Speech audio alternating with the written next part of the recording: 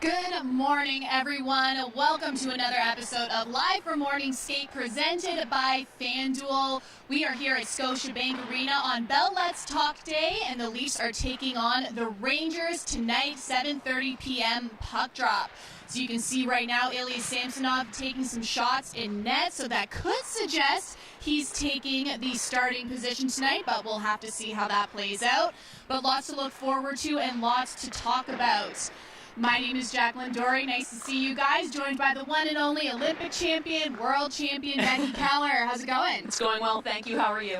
I am great. I'm excited to be here. You know, I think there's a theme to this episode, and I think it is the theme of seconds, okay? Because this is the second Leafs game in a 5-game homestand. It's the second New York team the Leafs have faced this week, and it will be the second time they go head-to-head with the Rangers this season. And we're going to talk about it all. We'll talk about the matchup. We got to talk about William Nylander's production, Austin Matthews' production, Samsonov, so much good things happening. So let's start with Monday night's win over the Islanders. 5-2 for the Leafs after a bit of a tepid start to the game. In the first period, it took the Leafs about 10 minutes to get a shot on net, and they'd only threatened Ilya Sorokin with 6 shots in the first period. But as you can see by these numbers, things changed quite quickly. We saw some shakeups in the lines from Coach Sheldon Keefe. What did you see happen there? Well, I think the shakeup was the big thing. Nylander and Marner switch lines. They go back to sort of a tried and true. You've seen a lot of Matthews, Marner, and Tavares and Nylander in the past. They go back, and sometimes I think when a coach shakes things up like that, it's just a message that he needs more from his team, and he certainly got more. And, you know, you look at that very first shift, Matthews and Marner, and it looked like it was going to be those two that lit the fire under the Leafs, but it turned out it was Willie and Tavares, and pretty amazing, and maybe the best second period, or period in general, that those two guys have ever had. Tavares with 8 shots on goal, yep. Nylander 2 goals, 2 assists, so they really put the team on their back in the second and brought home the victory. Yeah, that was 4 goals for the Leafs in that second period, so just really flipping the script like we mentioned. Let's also talk about Austin Matthews. You just saw his goal on the screen right there. He was able to convert a bank pass from Justin Hall to score his 25th of the season, and Austin Matthews has been able to register a point in 16 home games that he's played in. You know, obviously such an incredible season for him so far. What have you seen from Matthews since the new year in particular? Well, 11 points in 9 games since the new year, but I look at him specifically since returning from that injury. He's had 5 goals in 5 games, so he's really taken his offensive production to another level, the level that we're used to seeing. But what I love about him is that he hasn't given anything up on the back end. And, you know, there's been talk about him all season, how good he's played defensively, his 200-foot game, he's blocking shots. He's able to do all of that and still put up goals and assists. Incredible. And you know what? Someone else we need to talk about? Ilya Samsonov. What a performance Monday night in his 3rd consecutive start for the Leafs. And Curtis Sanford even went so far as to say it might have been his best game yet this season, especially when you consider the way he executed the game plan. What did you think?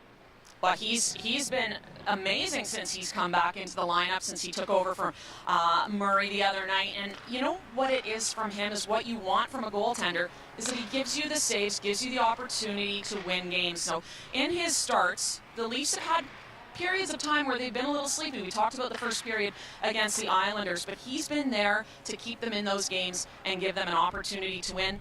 And he had an assist. You don't see that very often, if at all. But you know what? The Leafs kind of have a 1A, 1B tandem going on right here. Do you think Ilya Samsonov is doing what he needs to do to contribute to his role on that tandem? Yeah, and you know, he's had a number of starts in a row. We've talked about that. It looks like he may have the game again tonight. So clearly, Sheldon Keefe is very happy with the way he's been playing, and again, he's doing everything that he needs to do to keep this team in games, give them opportunities. So I think there's probably a pretty good chance you're going to see him start again here tonight. Yeah, and you can see his record 15-4-2 this season, but his record at home is 13-0-1. So yeah, like we said, can't ask much more from Samsonov. So let's talk a little bit about the schedule right now. As we mentioned earlier, Leafs in the middle of a 5-game homestand, which plays to their strengths because in the last 25 games, the Leafs have played at home. They are 18-3-4. And if we take a look at a smaller sample size since November 17th, they've been 12-1-3 here at Scotiabank Arena. And Becky, we spoke last episode about rest being a big priority for these guys, spending the next couple weeks at home. But how important is it to really build up that confidence and register some points as well? Well, it's really important, and it's important they take 2 points whenever they have the opportunity. You know, it's almost February. You start to look ahead to the playoffs, and getting home advantage is huge, especially, again, as you look forward and you think of who their first-round opponent may be in Tampa Bay. There's only 3 teams right now. There's only 2 teams, ahead of Toronto in terms of home record. One is Boston, one is Tampa. You don't want to give them the home advantage if you were to see them in the first round. So getting those points, getting home advantage, possibly a Game 7 here at home, is really crucial. So every game is a factor. Definitely. All right, let's take a look at what is happening on the ice right now. We can see TJ Brodie actually wearing a red shirt today. What else have you noticed, Becky? I mean, I guess that means Brodie's on his way back to a full recovery, which is good news for the Leafs. But, sorry, again, tell me what you're seeing out there. Well, Brodie in the red jersey, so obviously he's skating with the group, but the red jersey is a non-contact jersey, so he's not quite at the point where he's able to take contact. Nice to see him back, though. Yeah. We've seen Dryden Hunt go down to the Marlies.